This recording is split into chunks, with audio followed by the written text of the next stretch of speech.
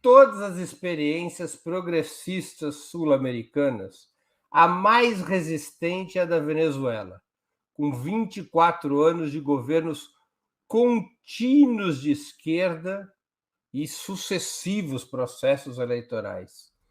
A direita explica que a explicação seria, por parte de setores de direita e até de setores de esquerda, a explicação seria de que ali existiria um regime ditatorial. O próprio presidente chileno fala isso, que é essa explicação na Venezuela. Lá há uma ditadura e, portanto, não pode ser comparada com os demais países sul-americanos. Qual a explicação que vocês dão à resiliência da Venezuela, que é de todos os países da América Latina aquele que está submetido ao maior grau de pressão internacional? Com a palavra, Rose Martins. Olha, eu acho que o que ocorreu na Venezuela com o Chávez, né, foi um aprofundamento de uma política, uma virada, uma espécie de até revolução, né, isso também é discutível. Eu estou travando um pouquinho aí, tá ok para vocês? Tá travando para vocês? Não estou ouvindo ninguém. Bom, tá travando um pouquinho. Choveu um pouco, talvez esteja um pouco instável a minha internet. O processo que o Hugo Chávez levou adiante na Venezuela, eu não sou nenhuma especialista na Venezuela, mas eu sou da opinião de que ele colocou muito na centralidade dois aspectos fundamentais, que era um projeto nacional e um projeto de integração latino-americana com os povos latino-americanos. Eu acho que isso teve um peso na Venezuela, um processo de identificação do povo, daquela revolução, de que aquela revolução devia ser constante, devia ser levada adiante, uma espécie de transformação social e consciência social de que aquele Estado precisava defender a sua soberania e levar adiante o que começou com o Chávez, né, levando em consideração também todas as mudanças materiais, e claro que tem várias coisas a serem discutidas no contexto da Venezuela, da questão industrial, da que alguns economistas chamam de doença holandesa, tem todas as questões a serem discutidas, qual que é o sucesso disso, mas de uma melhora na vida material dos venezuelanos do que tinha sido dos anos 80, dos anos 90. Então, eu acho que essa questão ficou muito difundida na sociedade venezuelana, e não concordo, claro, com esse tipo de análise da direita de que é uma ditadura, e por isso não é comparável. O povo venezuelano, a gente assistiu isso nos últimos anos, com Juan Guaidó, a defesa do mandato do presidente Maduro, e como eles têm, isso é muito incutido nos movimentos populares da Venezuela, né? Fora todas as questões de dificuldades econômicas que eles passaram por causa dos embargos norte-americanos. Então, eu acho que essa centralidade da questão nacional, a melhora na vida material e um governo de embate claro, de se chamar de esquerda, de dizer que a revolução era importante, a importância da integração com os povos latino-americanos, eu acho que isso criou um conjunto muito favorável de que assim um pouco com as devidas diferenças, como Cuba, ficasse muito incutido na sociedade venezuelana, na massa venezuelana, a necessidade de defesa de seu país, sua soberania, de sua própria existência. Está travando muito para mim aqui, gente, eu quero pedir desculpa se estiver travando para vocês. Não, mas está dando para ouvir, Rose, pode ficar despreocupada. Com a palavra, Jones Manuel. Então, sobre o tema, tem um artigo muito bom de um camarada do PT, ele é meio reformista, mas entende da Venezuela, que é o Breno Altman. Tem um artigo, Como Chávez atualizou Gramsci para a América Latina e saiu triunfante. E eu não estou fazendo mexão como patrão, não, eu realmente achei o artigo bom, em que o Breno faz um debate que o Hugo Chávez, ele foi um dos poucos líderes do século XXI na América Latina que ele realmente fez uma disputa pela hegemonia. Isso é muito falado no Brasil, de fazer uma disputa de valores, uma disputa de projeto de sociedade, só que na prática, o que a gente chama aqui de esquerda, no Brasil, em boa parte também da esquerda, na América Latina, isso não é feito. O Chávez, ele não aceitou as premissas liberais, tanto na economia como na política. Então, ele foi além da ideia de aumentar um pouquinho a representatividade e as políticas públicas dentro da democracia liberal, e operou um próprio questionamento em si do conceito de democracia liberal, e trouxe uma ideia de democracia protagônica. Ele foi para além de uma ideia liberal, que é o papel das Forças Armadas é só os militares não se envolverem na política, que é um bordão liberal que não diz nada, né? E que não apresenta proposta de reforma para as Forças Armadas. Ele foi além do bordão liberal, da liberdade de imprensa e de achar que não tem que regular a mídia, que não tem que se considerar o poder midiático como um elemento da luta de classes. O Chávez recuperou noções que estavam meio perdidas na esquerda latino-americana, como a ideia de revolução. A gente pode debater, questionar se o conceito de revolução de Chávez, por exemplo, é um conceito de revolução clássico, marxista-leninista, e por aí vai, ou o conceito de socialismo. Só que fato concreto é que, na era do fim da história, o Chávez trouxe de volta noções clássicas que tinham sido perdidas. Né? A ideia de nacionalizar recursos estratégicos, a ideia de socialismo, a ideia de revolução, a ideia de imperialismo, de anti-imperialismo. É por isso, inclusive, que boa parte da esquerda brasileira odeia ou ignora o Hugo Chávez. Né? Não pode ver um imbecil que gosta de Taylor Swift e branco, como Gabriel Boric, que todo mundo ama. Ah, ele é fofinho, ele é bonitinho, ele tem tatuagem, não sei o que, é uma coisa patética. Que é da eleição do Chile. E uma figura como o Chávez, ou uma figura como o Evo, foi largamente desprezado na esquerda brasileira, porque esse povo não gosta muito de gente meio latino-americana, né? Gente meio morena, meio indígena, meio preta, não gosta muito. E o Chávez cometeu o pecado de, por exemplo, resolver a questão militar. Veja, eu fecho o raciocínio com isso. Aqui no Brasil a gente tem uma questão militar pendente. A ameaça do Partido Fardado, ela não acabou. O Partido Fardado, ele entrou nas sombras para recuperar a popularidade. A experiência do Chávez é a experiência mais exitosa das esquerdas em toda a história da América do Sul de dar resposta à questão militar. Nunca antes na história, como diria o Lula, nunca antes da história da América do Sul, a gente conseguiu ver um projeto de esquerda passar mais de 20 anos no governo sem sofrer um golpe militar exitoso. Isso nunca aconteceu. Especialmente um projeto político com esse grau de transformação, por exemplo, com a nacionalização do petróleo. Então, assim, é um exemplo. Eu lembro que teve uma época que a Carta Capital publicava os artigos, fechando aqui, do sionista, o João Willis, né? Ex-PSOL, que agora está no PT. Inclusive, o PT pegando as coisinhas do PSOL é uma coisa impressionante. Aí o João Willis, toda semana, publicava um artigo reclamando que o Hugo Chávez era militarista, que o Hugo Chávez dava muita atenção às Forças Armadas, investiu muito nas Forças Armadas, gastou muito do orçamento das Forças Armadas. Graças a Deus, né, que o Hugo Chávez conseguiu resolver a questão das Forças Armadas e a Venezuela não teve um golpe militar. Em paralelo, a gente vai ver a situação no Brasil, né? Enfim, a gente viu o que foi que deu. Com a palavra, Iole Ilíada.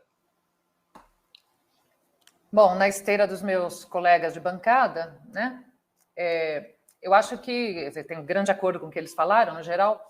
Eu acho que no caso do processo venezuelano, para além daquilo que é específico do processo nacional venezuelano, das características do processo nacional venezuelano, entre elas o que já foi citado aqui, que é um certo apoio pelo menos de um amplo setor das Forças Armadas ao governo do Chávez, e isso foi muito importante, há algo que eu considero fundamental e que tem a ver com o que eu disse na minha primeira resposta, né? Que se refere às escolhas que você faz para governar um país em que não houve a revolução, que você foi eleito pelo voto, que é um país capitalista e, portanto, no qual as classes dominantes econômicas têm poder, mesmo que você ocupe a cadeira do governo central. E é óbvio que a escolha feita pelo Chávez, e seguida agora pelo Maduro, foi uma aposta na disputa ideológica e na organização e mobilização popular. E claro que isso não foi feito apenas com palavras, isso foi feito também com uma opção que em alguma medida pode até merecer uma certa crítica por conta dos fatores que a Rose já disse, da doença holandesa, etc., mas foi uma opção por reverter a renda petroleira fundamentalmente para programas sociais que melhorassem a vida dos setores de baixa renda. Isso se mostrou ao longo da história fundamental para manter esse apoio aos governos de chavistas, vou chamar assim, porque acho que o Chávez já merece que esse adjetivo entre para o nosso vocabulário. Isso diante de muitas tentativas de desestabilização, muitas de várias naturezas, golpes internos, até a patética autoproclamação de um presidente alternativo. E é importante que se diga, até porque o Breno falou sobre a narrativa, né, a respeito do governo venezuelano, de ser uma ditadura, é interessante observar que isso se assenta fundamentalmente na ideia de que as eleições não são livres. Existe o resto, assim, intervenção nos meios de comunicação, mas o fundamento é que lá as eleições não são livres. O curioso é que houve várias eleições, houve vários observadores internacionais, Instituto Carter já foi observar e referendou, né, as eleições como limpas, etc. Mas isso é baseado numa ideia fundamental. A ideia fundamental é o seguinte: esses governos são maus. Esses governos fazem mal para a população. Portanto, como a população pode votar neles? Certo? Como pode a população os eleger? Só pode ser porque existe fraude. Então, vejam que é um raciocínio circular construído em torno disso. Esses governos, eles são governos ruins, fazem mal à população. A população não pode gostar deles. Não pode gostar deles. Bom, se eles ganham a eleição, essa eleição só pode ter sido fraudada. É este raciocínio circular, que não tem nenhum fundamento, nenhum alicerce, nenhuma comprovação, que sustenta a narrativa de toda a mídia, inclusive a mídia ocidental, a mídia pró-americana, principalmente, inclusive a nossa, né? Agora, se sustenta por causa disso. E neste momento, para concluir, vocês sabem que a Venezuela está sob um cerco. Para além do cerco político, ela está sob um cerco econômico, né, que se refere às sanções impostas pelos Estados Unidos, que impõem dificuldades sérias ao processo venezuelano. E teremos eleições, então a gente não sabe, assim, existe um processo lá, não vamos ter tempo de discutir aqui neste bloco. O processo venezuelano afunda esse processo de conversa com a oposição, mas a gente não sabe o que vai acontecer na eleição que vem. Agora, a resistência venezuelana é impressionante, e ela só se deu, no meu modo de ver, porque ela construiu esse duplo poder, né? Ela construiu esse apoio grande, esse apoio social. E acho que isso deveria ser levado em conta nos nossos debates. Muito bem, vamos a mais uma questão. Por que nenhum dos governos sul-americanos, nenhum dos governos progressistas sul-americanos, desde a primeira onda, iniciada em 1989, exatamente com a posse de Hugo Chávez, por que nenhum desses governos progressistas sul-americanos conseguiu escapar da tendência crescente à desindustrialização da região, com a predominância cada vez maior da exportação de matérias-primas, minérios e produtos agropecuários como o setor mais dinâmico da economia, com as consequências sobre a sociedade que todos nós conhecemos, piores empregos e assim por diante. Com a palavra, Jones Manuel. Então, outro dia desse, acho uns 2 meses atrás, eu lancei um vídeo no meu canal debatendo esse aspecto no Brasil, né? É possível reindustrializar o Brasil. E eu falei uma coisa que chocou algumas pessoas, né? Mas é um dado objetivo. Veja, não existe industrialização precedida de uma guerra, em geral, de uma guerra civil, de uma revolução ou de um violentíssimo golpe de Estado. A industrialização tem como pressuposto uma reorganização radical do bloco no poder, que cria um poder político com mão de ferro e que consiga impor ao conjunto da sociedade as mudanças estruturais nos padrões de desenvolvimento, nas relações de propriedade e nos processos de trabalho. Então, por exemplo, fazer uma industrialização de tal sorte que você, no caso da Venezuela, vamos ficar nesse exemplo, você tinha um crescimento do preço do petróleo no mercado internacional, consequentemente um aumento da renda petroleira. Converter essa renda petroleira num processo de industrialização, retardando um pouco esse direcionamento da renda petroleira para políticas sociais imediatas, significaria, por exemplo, passar o cerol em toda a burguesia para impedir um golpe de Estado previamente. Porque o governo Chávez fez uma escolha muito clara, a meu ver, de turbinar de política social de maneira imediata para criar base para resistir aos golpes. O processo semelhante aconteceu, por exemplo, na Bolívia, do Evo Morales. Então, veja, para ter uma industrialização, é muito triste isso, a gente precisa ter uma coisa lá em Stalin. A vida é dura, mas é isso. Quer ter uma industrialização, a gente precisa previamente, realmente, fazer uma revolução, passar ferro em toda a burguesia, né? Basicamente, prender, matar, mandar para fora do país, expropriar, nacionalizar o sistema bancário, controlar de maneira centralizada o crédito, fazer uma reforma agrária radical e controlar o setor agroexportador para conseguir fazer toda essa realocação radical da renda do país para um processo de industrialização. Isso sem contar o cenário externo, né? a necessidade de apoio, de crédito, de acordos comerciais, riscos de invasão e por aí vai. Então, veja, não é um processo fácil.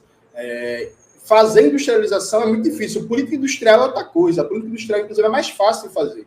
O governo Lula-Alckmin, por exemplo, está fazendo política industrial. Vai gerar industrialização? Absolutamente nenhuma. Quando acabar os 4 anos de governo, o Brasil vai ser um país que vai depender ainda mais de petróleo bruto, soja, carne de vaca, laranja, café e esse negócio. Percebe? Então, não existe industrialização sem um processo radical de reorganização do poder político. E o mais próximo que se chegou disso foi na Venezuela, e que, infelizmente, com exceção da Bolívia, não foi acompanhado pelo conjunto do continente para poder dar base para um processo de industrialização significativo. Agora, fecha o raciocínio dizendo o seguinte, veja, a Venezuela avançou um pouco na complexidade produtiva da economia, viu? Existem alguns debates que colocam como se a Venezuela hoje fosse a mesma coisa que era em 99, antes do Chávez, e não é bem assim. Não é bem assim. Conseguiu avançar um pouco, agora, claro, muito aquém do que se precisa para sair da situação de monodependência do petróleo. Mas, Janice, só aproveitar que a Ioli seria a próxima a falar, ela caiu, a gente está recuperando ela para o programa, mas esse modelo de industrialização, nós tivemos processos de industrialização na história da América Latina que não tiveram essas características que você citou. O caso do próprio Brasil com Getúlio Vargas. Que não era lá um governo muito fofo, né? Foi um governo nascido das armas, que governou durante boa parte do tempo esmagando a oposição, dando um pau, por exemplo, na oligarquia de São Paulo em 32, prendendo comunista, fazendo um bocado de coisa, um governo que a gente poderia classificar como bonapartista, mas uma coisa importante, Breno, industrialização dependente. Né? O conceito que a gente tem que trabalhar para explicar a industrialização do Brasil, da Argentina, do México, em menor medida da Colômbia e da Venezuela, é um conceito de industrialização dependente que não rompe com a subordinação ao imperialismo e não rompe com o latifúndio. Justamente por isso consegue criar nichos de modernização, ilhas de modernização, dentro de um conjunto de uma economia que continua, no geral, primário, exportadora, que se aprofunda, né, na era neoliberal, inclusive regredindo vários aspectos da própria industrialização subordinada do período anterior. Rose Martins com a palavra. Quando a Ioli voltar, ela assume a vez dela.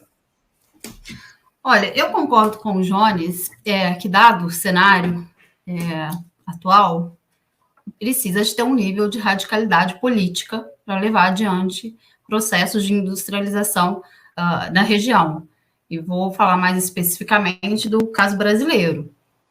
Eu acho que precisa de um posicionamento político frontal que encare a questão do neoliberalismo e da financiarização da nossa economia. E aqui estou falando que eu estou tomando o exemplo do Brasil. Agora, eu acho que precisa entrar nessa análise, nesse cálculo aí, questões internacionais e o que muda no sistema internacional. Com a chegada do neoliberalismo a partir dos anos 70 e a partir dos anos 90, quando vira a melhor política, a política de globalização, neoliberalismo, é o que precisa ser vendido, e os países mais pobres compram essa ideia, e quando governos de esquerda que colocam a questão, alguns nem colocam, para ser justo, colocam a questão da necessidade de industrialização, de lidar de uma forma mais igual ou que consiga levar a cabo adiante processos internos numa economia interdependente, no sistema internacional, de como esses governos encontram dificuldades, tanto com os países mais ricos, como com as burguesias internas que defendem os interesses financeiros desses países, de cadeias produtivas desses países e do sistema financeiro desses países. Então, acho que é um problema bastante complexo da industrialização na região, que, claro, precisa ser visto caso a caso, mas bastante complexo, que essa questão internacional ela precisa entrar no cálculo e ver como esses países vão lidar com isso e construir, ao fim e ao cabo, um discurso político que coloque essa necessidade, a necessidade de industrializar e de se inserir de outra forma no comércio internacional para melhorar a sua economia interna.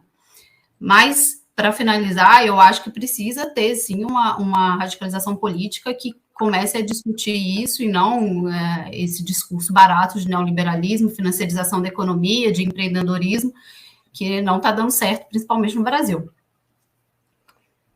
Jolie Líada com a palavra. Bom, como vocês viram, eu peço desculpas, eu caí, né? A minha internet caiu totalmente, estou de volta. Você se machucou? Não, só moralmente. Só estou sentindo a dor de não ter ouvido tudo que os meus colegas disseram. Não, é verdade, eu peço desculpas, eu não escutei tudo, então, mas...